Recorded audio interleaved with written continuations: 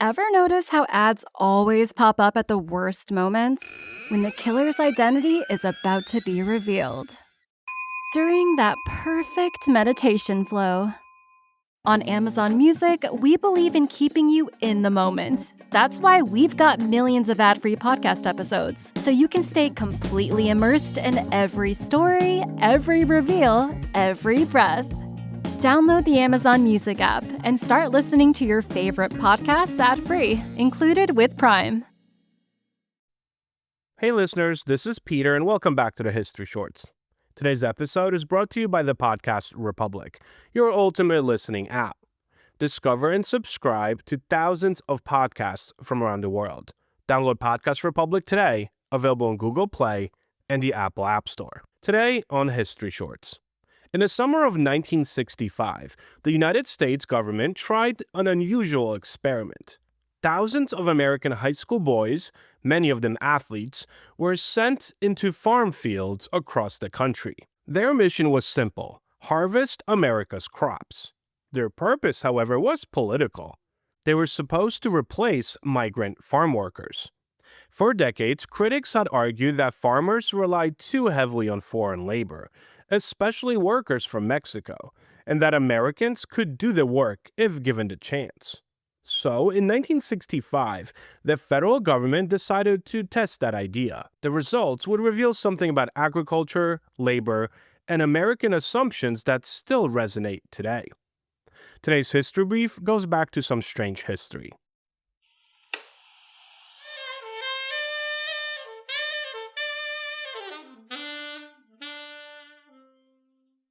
A quick word from our sponsors.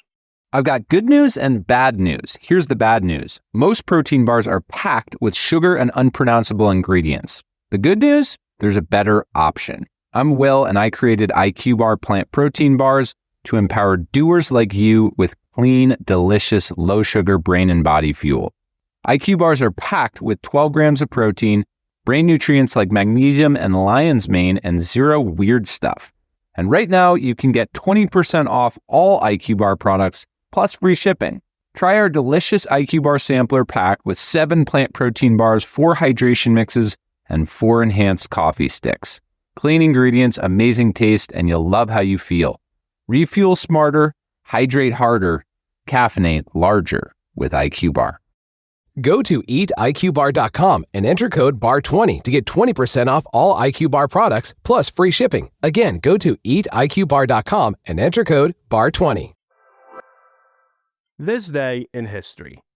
On March 19, 1918, the U.S. Congress established time zones and adopted daylight savings time for the first time ever, creating a standardized system to coordinate transportation, commerce, and daily life. On March 19, 2003, the United States launched the invasion of Iraq, beginning a war that would reshape the Middle East and define American foreign policy debates for years to come. Story of the day. In 1942, the United States and Mexico created the Bracero Program, a temporary labor agreement that allowed Mexican workers to travel north and work in American agriculture and railroads. The program was designed to address wartime labor shortages, but it lasted far longer than expected. For more than 2 decades, millions of Mexican laborers, known as braceros, from the Spanish word for manual laborer, harvested crops across the United States. By the 1950s, hundreds of thousands of workers were entering the country each year. Farmers depended on them, but the program also drew criticism. Labor activists argued the system depressed wages and allowed growers to exploit vulnerable workers. Among the most prominent critics was farm labor organizer Cesar Chavez, who condemned the harsh conditions many migrant workers endured. After years of political pressure, Congress allowed the Bracero Program to finally expire in 1964. Almost immediately, American agriculture faced a question. Well, who would harvest the crops now? The answer came from W. Willard Wirtz. Wirtz believed there were 2 problems that could be solved at once. Farmers needed workers, and teenagers needed summer jobs. His proposal was simple: recruit American high school students to work in the fields. In 1965, the Department of Labor launched a program called the A-Team. The name was deliberate. Officials hoped to recruit physically fit high school athletes, teenagers that were strong enough to handle long days of farm labor. And the goal itself was quite ambitious. Wirtz envisioned tens of thousands of American teenagers replacing the migrant workforce that had previously filled the fields. The plan sounded patriotic: young Americans helping harvest the nation's food, character-building work under the summer sun, but the reality would prove far different. When the first group of teenagers arrived at farms in states like California and Texas, they encountered a type of work that many had never imagined. Farm labor was not simply a summer job. It was physically punishing. Workers bent over rows of crops for hours at a time. Temperatures in the fields often climbed well above 90 degrees. Pay was usually based on piece rates, meaning workers were paid by how much they picked, not how long they worked. Many teenagers quickly realized that they were far slower than experienced farm workers. Crops that migrant laborers could harvest efficiently proved difficult for inexperienced teenagers. And the living conditions could be rough. Some participants complained about poor housing, limited food, and exhausting workdays. As one teenager later recalled about the experience, everyone looked at each other and said, "What did we do?" On paper, the A-Team program looked promising. More than 18,000 teenagers signed up to participate, but only a fraction actually ended up working in the fields. Many quit within days. Others refused to continue after seeing the conditions. By the end of the summer, only about 3,300 students had actually completed farm work. Farmers were unimpressed. Teenagers lacked the speed, endurance, and experience of professional migrant laborers. In agriculture, efficiency matters. Harvest windows can be short. Crops left unpicked too long can spoil in the fields. For many growers, the experiment confirmed what they had already believed. Farm labor required skills and endurance that inexperienced workers just simply didn't have. After that first summer, the federal government quietly abandoned the A-Team experiment. The program failed to solve the labor shortage. Instead, it revealed how dependent American agriculture had become on migrant workers.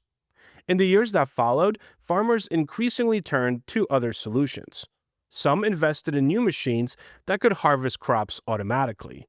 Others hired undocumented workers. And eventually, the United States developed new visa systems for seasonal agricultural labor. The idea that American teenagers could replace migrant workers, well, it faded quite quickly. But the debate that produced the program never disappeared.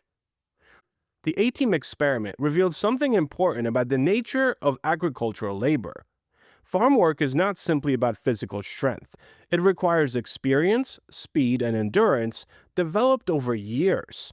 Migrant laborers had those skills. Teenagers work in their first summer jobs, well, they did not. The program also exposed a broader contradiction in American attitudes toward farm labor. Many Americans argued that migrants were taking jobs from citizens. Yet when those jobs were offered to American teenagers, most of them declined or left after a few days. The result was a deeper recognition of the essential role that migrant workers played in feeding the country. The story of the A-Team program echoes in modern debates over immigrant and labor. Questions about who should harvest America's crops remain politically charged.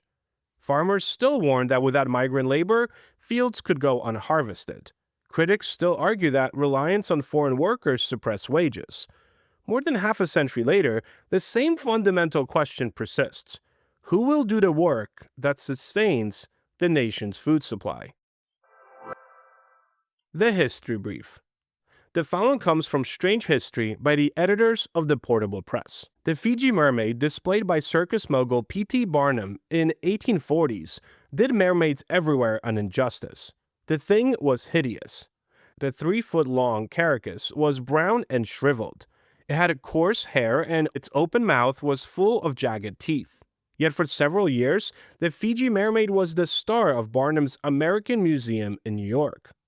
Most scientists dismissed the specimen as a hoax, but Barnum fooled the public into believing that it was a real mermaid. How? Well, using pseudonyms, he wrote to newspapers about an amazing discovery in Fiji, which gave the mermaid its name, and had one of his employees pose as a naturalist named Dr. Griffin to authenticate it. Then, he distributed 10,000 pamphlets to local hotels, stores, and businesses with facts about the existence of mermaids. Sadly, the scientists were right. It was not a mermaid. So what was this hideous thing? Well, the head of a mummified baby monkey sewed onto a fish body. It probably came from Asia, where fake animal hybrids were often sold to gullible tourists at the time. Thank you so much for spending some time with me today and helping make this little show such a mighty success. If you are enjoying this show and would like to help with its production, you can always donate a few dollars at buymeacoffee.com or become a Patreon member to enjoy these episodes ad-free. Both links can be found on our website at www.historyshortspodcast.com. I also invite you all to check out our YouTube channel, where I recently started a new series called 25 Events That Made America. Have a great rest of your day, and I will talk to you all again tomorrow.